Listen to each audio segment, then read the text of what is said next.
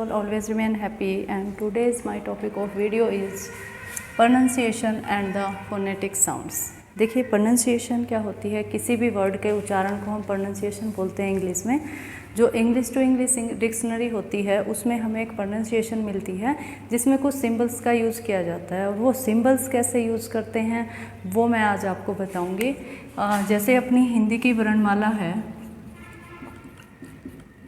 उसमें स्वर होते हैं, व्यंजन होते हैं। स्वर को हम वावल्स बोलते हैं और व्यंजन को कॉन्सोनेंट्स बोलते हैं। तो इसी तरह जो इंग्लिश की है अल्फ़ाबेट्स हैं इंग्लिश में, तो उसमें वावल्स होते हैं, कंसोनेंट होते हैं और एक डिप्थोंग्स होते हैं। तो वावल्स स्वर हो गए, कंसोनेंट्स जो है वो व्यंजन हो गए। तो डिप्थोंग्स क्या होते हैं? डिप्थोंग्स होते हैं when we pronounce two vowel at the same sequence, एक ही सीक्वेंस में जब हम दो वावल्स को यूज़ करते हैं उनको डिप्थोंग्स बोलते हैं। तो एक वीडियो में इतने सारे कवर करना आसान नहीं है, तो मैं स्टेप बाय स्टेप आपको करवाऊंगी। पहले वावल करवा रही हूँ, फिर डिप्थोंग्स और उसके बाद कंसोनेंट करवाऊंगी। तो एक तरह से ये सीरीज चलेगी जिससे आपको समझ आएगा। तो फर्स्ट देख लीजिए, इसमें आ के लिए हम सिंबल क्या यूज़ करते हैं? ये करते हैं ए और 2 डॉट्स। अब इसमें ये जो स्पेलिंग है ये वो प्रोनंसिएशन के सिंबल लिए हुए हैं जो कि हमें किसी भी डिक्शनरी में एज ए प्रोनंसिएशन मिलती है। जो इंग्लिश में प्रोनंसिएशन है, इसकी स्पेलिंग है वो क्या होती है? फादर। और इसकी प्रोनंसिएशन कैसे लिखेंगे? फादर। देखिए अपने बीए के सब्जेक्ट है जो इंग्लिश है उसमें भी ये आता है, और डीएड जो फर्स्ट ईयर है उसमें भी ये आता है। हमें क्या मिलता है? हमें ये वर्ड्स मिलता है और उसको हमने ये इस प्रोनंसिएशन में कन्वर्ट करना होता है। सेकंड अपना आ गया बड़ी ई। तो बड़ी ई के लिए क्या करेंगे? आई और 2 डॉट्स, ऐसे हो जाएगा ये। जैसे ये है सी, शी, स्पेलिंग क्या है इसकी? सी।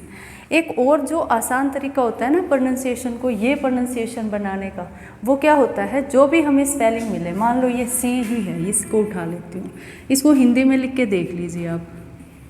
सी ऐसे लिखेंगे तो श के लिए क्या होगा? सिंबल एस होगा, और बड़ी ई के लिए ये होगा। तो ये अगर हम सी का ये लिख देते हैं तो 1 मार्क्स हमारा आ जाता है। तो ऐसे लिखने होते हैं, ये ज़्यादा मुश्किल नहीं होते हैं, सिर्फ हिंदी में आप लिख के देख लीजिए।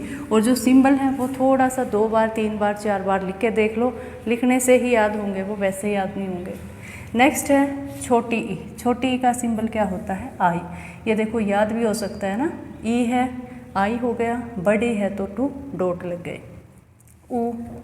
ऊ को कैसे लिखेंगे? ऐसे लिखेंगे। देखिए ऐसे मत लिखना, इसको क्या होता है?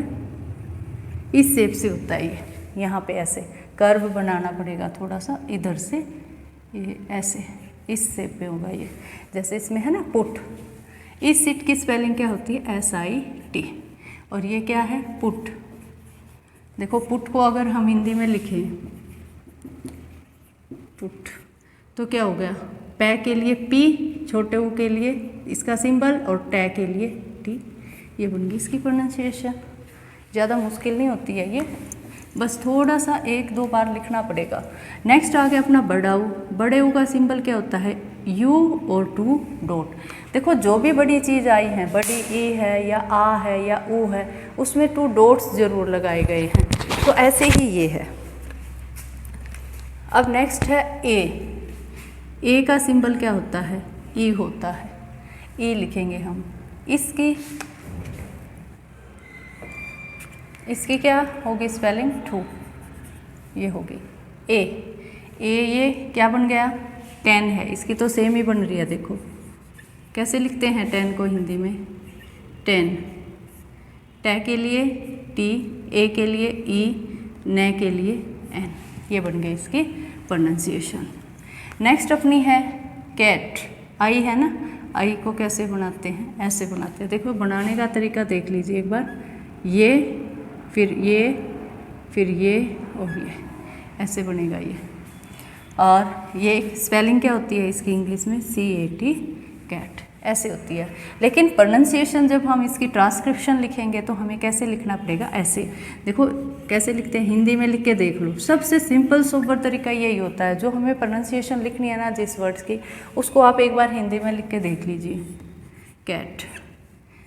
और भी मतलब कि आप बिल्कुल बिगिनर हो, नहीं हो रहा है तो कैसे करोगे, इसको डिवाइड कर लो, कै प्लस आई प्लस टे।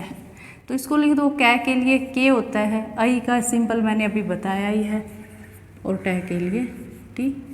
ये बन गई इसकी प्रोनाउंसिएशन। नेक्स्ट अपना आ गया गोट। ओ का सिंबल क्या होता है, ये होता है। देखिए एक बार देख लो इसको, ऐसे और फिर ऐसे, ऐसे होगा ये। और ए का यूं, फिर यूं, फिर यूं और फिर ये, ऐसे हो जाएगा ये। और ओ का ये, इसकी स्पेलिंग क्या होती है, GOT, गोट। आउ है, आउ में ये देखो सव, तो ये क्या, आउ क्या बन गया ये। और कैसे याद रखोगे आप, याद रख सकते हो, उल्टी सी बनाओ, 2 डॉट बनाओ। जो भी बड़ा है, देखिए डॉट उसमें ज़रूर लगी है। ऐसे बड़ा क्या होता है, आ होता है, तो इसमें भी डॉट लगी है। छोटी ई से बड़ी कौन सी होती है, बड़ी ई, तो इसमें भी डॉट लगी है। बड़े ऊ में भी डॉट लगी हैं, आऊ में भी डॉट लगी हैं। और ये स्पेलिंग क्या है, ये है स, ये स्पेलिंग है। अब आता है लास्ट। हालांकि ये हमारा फर्स्ट ही होना चाहिए था, लेकिन ये 2-3 सिंबल से ही रिप्रेजेंट होता है, तो मैंने इसीलिए लास्ट में रखा है ये। तो ए को हम किस तरह से प्रोनाउंसिएट कर सकते हैं, किस तरह से ट्रांसक्रिप्शन का सिंबल यूज़ करेंगे, वो डिपेंड करेगा कि वो ए जो है वो यूज कहाँ पे हुआ है। जैसे इसके लिए ये भी सिंबल है, इसके लिए ये सिंबल भी है, और इसके लिए ये सिंबल भी है। तो अब देखो ये कहाँ पे आएगा, ये जो हमारे वावल साउंड होती है ना, यू होता है उसमें, जैसे बस है, कप है। अब बस में यू मतलब साइलेंट है हमारा, हम प्रोनाउंसिएट नहीं कर रहे हैं। यहाँ पे लिख देती हूँ मैं ये बस, या फिर अपना कप है, तो ये प्रोनाउंसिएट नहीं हो रहे हैं दोनों।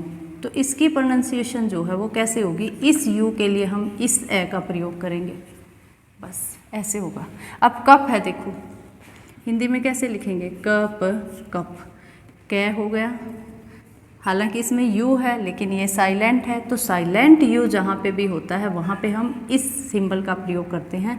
और पै के लिए क्या हो गया, पी, कप। ये हमारे इसकी प्रोनाउंसिएशन हो गई। अब नेक्स्ट क्या है, फर। ये किस चीज़ की स्पेलिंग है, ये है CUP, कप की, और ये है फर की, फर। अगर आपको याद हो तो हर व्यंजन में एक ए वावल या वे स्वर छिपा हुआ होता है। जैसे ये फे है, फे और ए प्लस रे, ऐसे बना हुआ है ये। तो इस फे के लिए क्या यूज कर लिया, एफ। इस ए के लिए क्या यूज कर लिया, ये। और रे के लिए क्या यूज कर लिया, आर। 2 तरह की अपनी इंग्लिश होती है, एक होती है अमेरिकन इंग्लिश, एक होती है अपनी ब्रिटिश इंग्लिश। तो हम जो इंडियंस हैं वो कौन सी फॉलो करते हैं, हम फॉलो करते हैं ब्रिटिश इंग्लिश को, क्योंकि अपने यहाँ पे जो एजुकेशन सिस्टम है वो ब्रिटिश ने बनाया था, तो उन्हीं की इंग्लिश हमें पढ़नी पड़ रही है। तो ये जिस तरह से यहाँ पे ब्रैकेट में लगाया है, तो इसका मतलब क्या है, जो अमेरिकन इंग्लिश होती है उसमें र को प्रोनाउंसिएट करने की ज़्यादा ज़रूरत नहीं होती, लेकिन अपनी जो ब्रिटिश इंग्लिश है इसमें हम रे को प्रोनाउंसिएट यहाँ पे करते हैं। फॉर र जो है वो लास्ट में आएगा। अब नेक्स्ट अपना आ जाता है ये अबाउट। ये किस चीज़ की स्पेलिंग है, ये है अबाउट की,